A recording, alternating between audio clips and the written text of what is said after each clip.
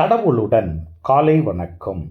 புனித மார்க்கு எழுதிய நற்செய்தி 12ஆம் அதிகாரம் 18 முதல் 27 வரை உள்ள இறைவார்த்தைகள்.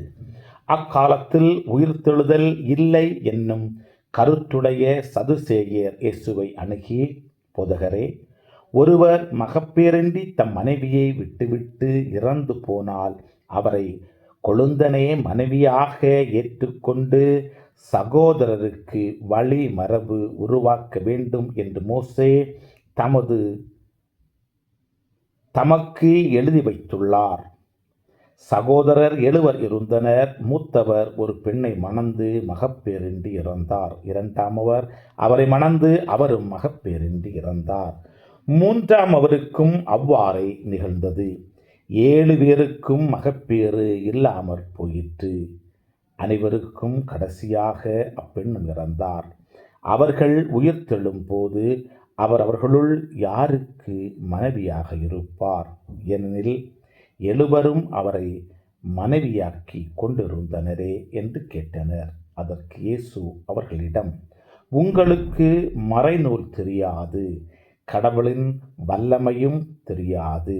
இதனால்தான் தவறான கருத்தை கொண்டிருக்கிறீர்கள். இறந்து உயிர்த்தெழுந்த போது யாரும் திருமணம் செய்து கொள்வதில்லை. மாறாக அவர்கள் விண்ணகத் தூதரைப் போல் இருப்பார்கள்.